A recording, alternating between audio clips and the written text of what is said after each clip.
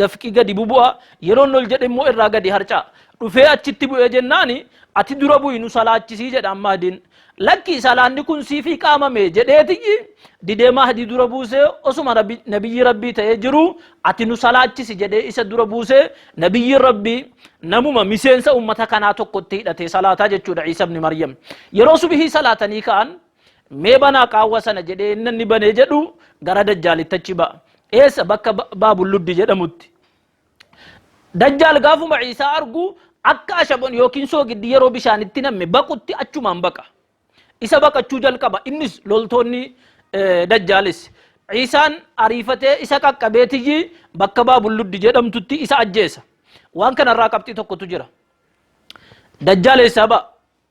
Iraaniin keessa biyya raafidaa yookiin shiyaatii ba'a eessatti ajjeefama biyya Yahudaatti ajjeefama achi kan isa hordofee dhufu Yahudaa 70,000 asitti bakki inni itti ajjeefamus qe'ee Yahudaa keessatti kana jechuun Yahudonni raafidaa yookiin shi'aadhaa wajjin har'a sariiroo qabu yoomuu qalbiin jaraa akka qalbii nama tokkooti garaagarummaan qabanu diinan islaamiin balleessuu irratti miidiyaa adda addaatiin nama gowwoomsu namatti fakkeessuun isaanii ni mala yeroo dajjaal haala kanatti ajjeefamee ka'u Isaan dajjaaliin ajjeesee hogganna deebi'u mu'mintoota rabbiin fitnaa dajjaalirraa jara hambise argeetiyyi sadarkaa jarri jannata keessatti qabanu kabaja rabbiin jaraaf qabu osoo inni jarattimu ogguma kana rabbii wahii wa itti beeksisa yaa Isa ani gabrootan kan koo kan humna qabanu baay'ina qabanu kan eenyunuu jara dura dhaabbachuu hin dandeenye eenyunuu jaraan falmuu hin dandeenye wahii Yaajuuji Maajuuj kan jedhaman baaseen jira gabrootan koo fuudhii gara tabba gaarreenitti ol geessii tiksii jedha inni kun fitnaa bira Yaajuuji Maajuuj gabrootan rabbii kan humna guddaa qaqqaban kan jallina keessa daangaa darban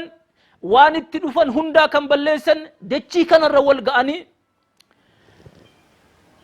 waan jiru bishaan jiru hunda dhuganii nyaata jiru hunda nyaatanii namas yoo argan waan argan hunda ajjeesanii hayawaana namaas ajjeesanii ogga kana nabiyullah Isaan gaara xuur jedhamutti gabrootan rabbii fuudhee ol ba'a warri hafanis bakka jiranutti mishigii jara da'annoo jaraa keessa dhokatanii qabeenya jaraa dhokatanii achi tafu Yaajuuji Maajuuj kun duuchaa gaafa dura Dulqarnayniin duucha keessaa gaafa gadi bahanii jedhan dachii kana hundarra yaa'anii hanga dhufanii Filisteeniin gaanutti adeemu iddoon jarri irra akhiira dhufanu maanni bahrii Xabariyyaa kan jedhamu baay'ee bal'aadha dheerinni isaa hanga kiiloomeetirii 30 bal'inni isaa hanga kiiloomeetira 4 kan ta'e bal'inni isaa walitti na tilmaamte jettu hanga kiiloomeetira square 120 jechuudha isa kana hunda dhuganii fixaniiti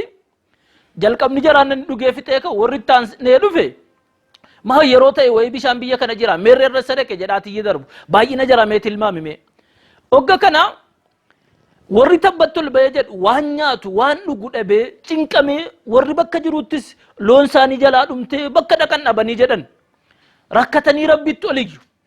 mataan sangaa tokko osoo bitanii nyaachuuti diinaara 100 ol kan jaratti ta'u diinaarri tokko maallaqni isaa qarshii 1,000 ofumaa isaati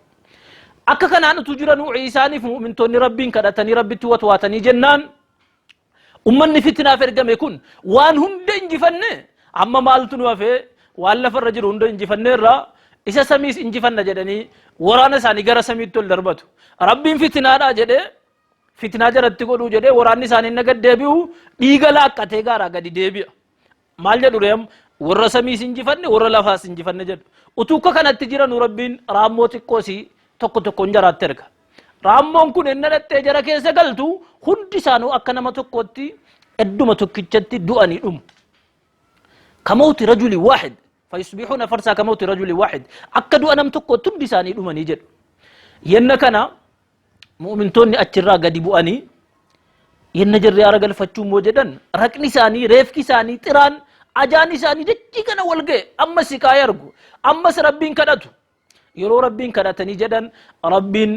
allaatti addaa guddina qabu kan akka wannoo gaalaati olitti guddatutti ergee jennaan jara fuudhee bakka ta'e bahratti yookiin bakkuma rabbiin fedhetti jara gata eegar jarri achirraa reefki jara gatamee ka'e rabbiin rooba addaa wahii buusa roobni kun yeroo dhufee jedhu manni viillaasa ta'u kan qorqorroorraa ijaarames kan mukarraa maaliin ijaarames isa dhorguu hin danda'u dachii kana dhiqee qulqulleessee akka daawitii godhee Sambooda barakaan dachii kanaa deebifama.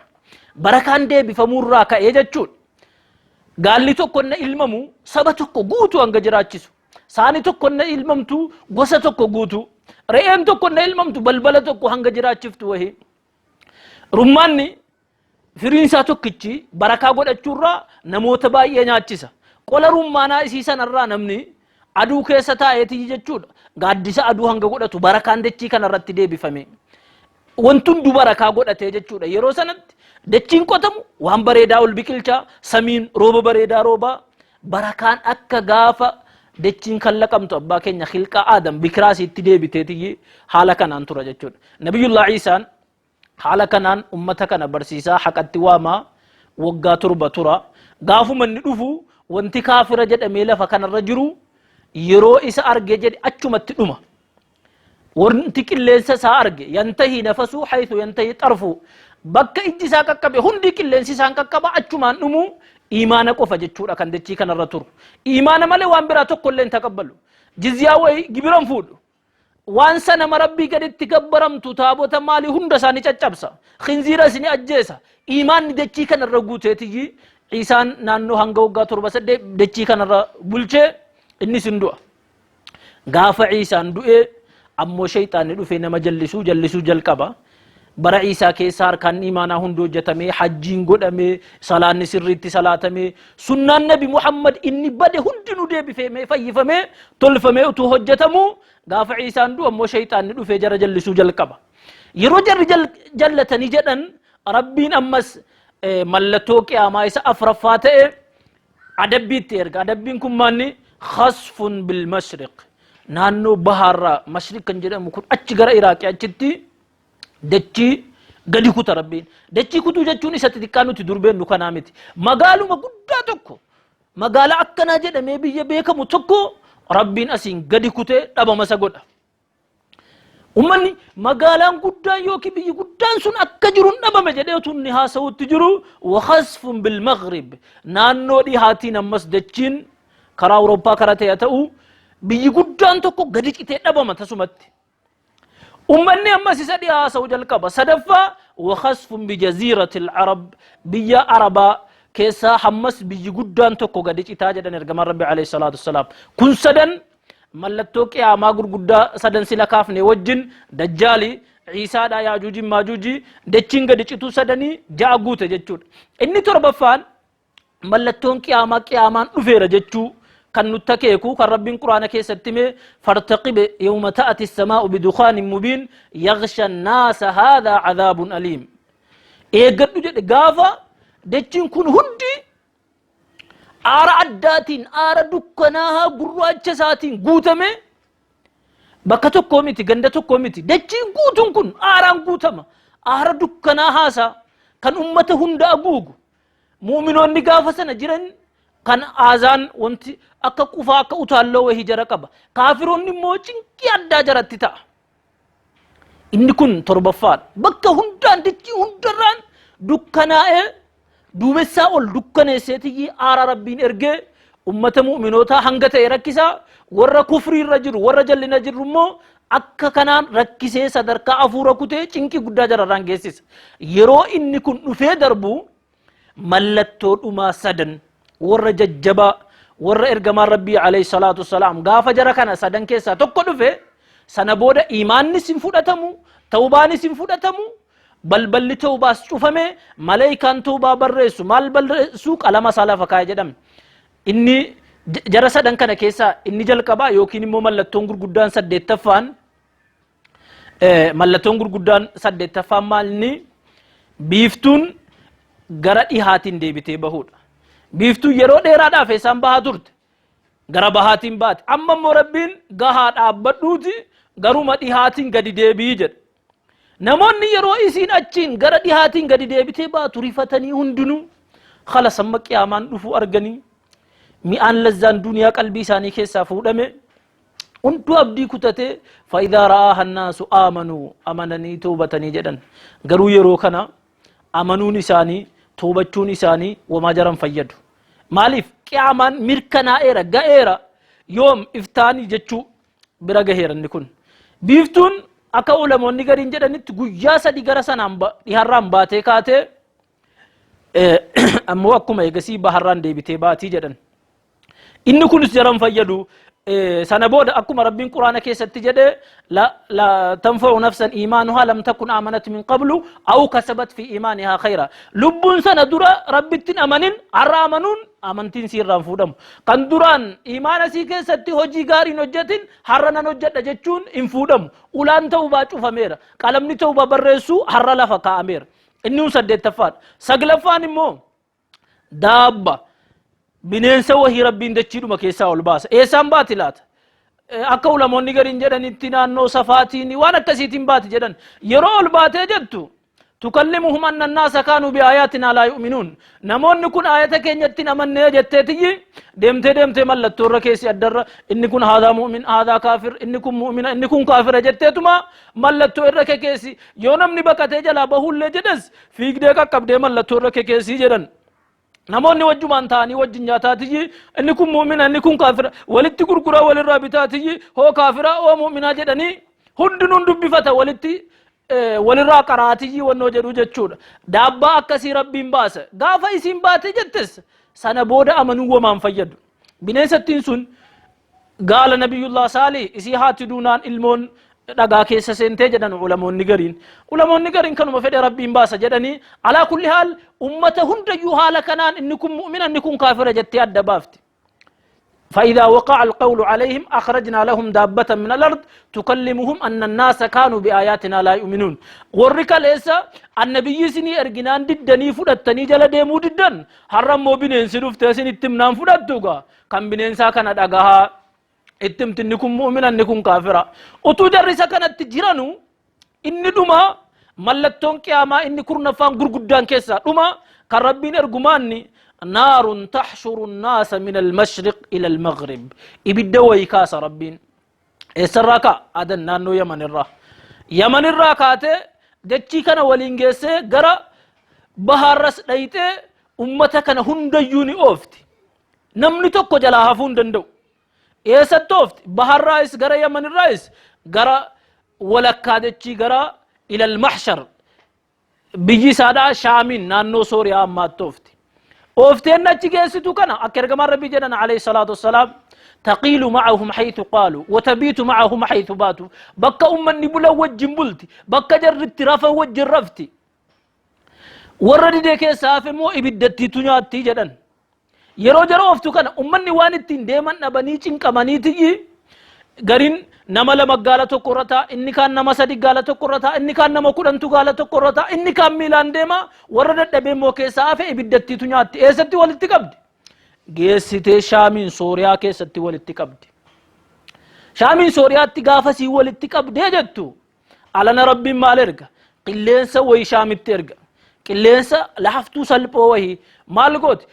tokkoon qalbii mu'minaa keessa galtee nama qalbii isaa keessa iimaanni xiqqoon hanga ija xaafiillee yoo jiraate ruuhii isaa fuuti eessattuu dhokatee jalaan ba'u osoo inni gaara tabba wayii qotatee illee keessa galee duukaa keessa galtee ruuhii isaa fuuti jedhan ergamaa rabbi alayhi salaatu wasalaam. Sana booda maal tafare namoota akka maaxxoo akka bineensaa kan wal yaabu karaa irratti kan sagaagala godhu achi goruun as goruun hin jirre akka hayawaanaa kan shayxaanni dhufe waame alaa tustajiibuun meenaan hin bultanii jennaan maal si ajajamnu kottaa kana gabbara badii akkana hojjedha akka fedhan hojjetu dhaqanii kaabaa buqqisanii balleessanii habashota raasii dhaqaniiti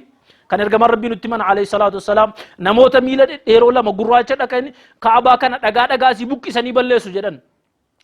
warra jajallaa daangaa darbe badii irratti shayxaanaan akka fedhan ajajaman warra kana irratti qiyaamaan dhaabbata gaama.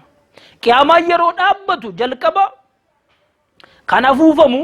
xurumbaan yookiin faaggaan jalqaba afuufamu nafxatul faz'i makhluuqa uumama lafa kana irra jiru naasisuudhaaf afuufama. Warri jalqaba dhagahu nama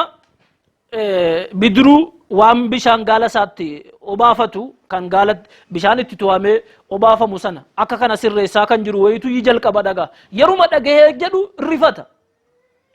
yeroo kana sagaleen dabalaa deema warri naannoo isaa jiran achi faffageenya irra jiranus dhagahaa deemu sagaleen dabalaa bineensi naha simbirroonni naha lafa kanarra wanti jiru kun hundi naha sagaleen inuma dabala maleekonni hin dhaga'u samii keessa naasuutu yibatta nama dachii keessa naasuu batta nama yeroo kana maaltu ta'aa deemare dachiinis raafamaa samiinis raafamaa gaaraa urjiin gadi ciccitaa asii samiin babbanamaa iza samaa'u kuwirat wa idha nujuumun kadarat urjiileen gaaraa gadi harca'a biiftuun maramtee achii kaafamaa lafa kana keessa nadaajin ol baha bishaan sila nagaan taa'u ibidda ta'ee qabsiifamaa ibiddi dachiirra ibiddi bahara keessa ibiddi samii keessa ulfaataa ta'a وقال الإنسان ما لها مالتات سمين دچين مالتات جده نمني إني لبون جرو هنتي ساتو أرغفة ميجة دچون غارين أكا دومي ساتاسي والففود أميكا كافمي سنبودا نفخة السعق ترمبان إني ومتي لبوك أبو هندي أكا أموف أفوفمو إسرافيل ترمبا أفوفا يرون أفوفي جدوتي وانتي لبوك أبو هندو نمنس hayawaanni bineensonnis maleekonnis hunduu ni du'u maleekaan hunduu du'eet hangi murtaa'e qofti hafa akka beektoleen gariin jedhanitti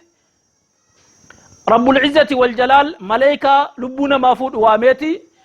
eenyutu hafe jennaan kan hafe rabbii isaa yeroo hundaa jiraataa ta'e jibriil israafiil mikaa'il fi anaa jedheetiyyi maleekaan du'aa sun jedha jennaan kan jara sadaniitu kan jibriilis haduu jennaan jibriil du'e israafil du'e mikaa'il du'e maleekaa lubbuu namaa fuudhu qofa tafa atis du'i jennaan innis hin du'a sana booda maal tafe rabbii tokkicha alhayyu qabla kulli alhayy jiraataa hunda kan jiru jiraataa hunda boodas kan jiru الأول فليس قبله شيء والآخر فليس بعده شيء جلقب كان ترى سدرا كواتو كنجر بودا كان جراتو سبودا كواتو كهنجر إذا قفت قال جنان سميت ربما مريفود أكا كانت أرغفة أنا الملك أين ملوك الدنيا موتين أنا كفا من رموت لنا الدنيا يروسا دي جديك ايتجي أفما إساتيف دي بسي لمن الملك اليوم لله الواحد القهار موت من كان ينوتي أرى كان ربي انجفتا مؤتاتي تكتشات جدي أفما في جواب حالا كان أتجدي ومتندو دوئي هندنو دومي ربي انتكتشي هفه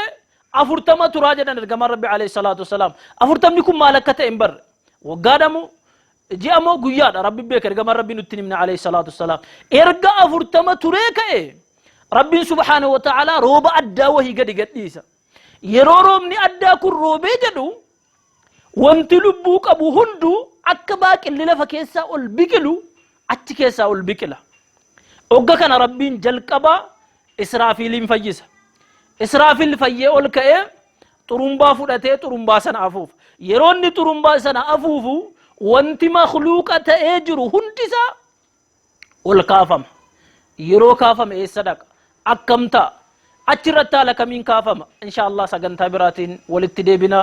وأن نجفن نما غرفمو نما رفيدم ربنا وتاسسو هذا هو صلى الله وسلم وبارك على نبينا محمد وعلى آله وأصحابه وسلم أجمعين السلام عليكم ورحمة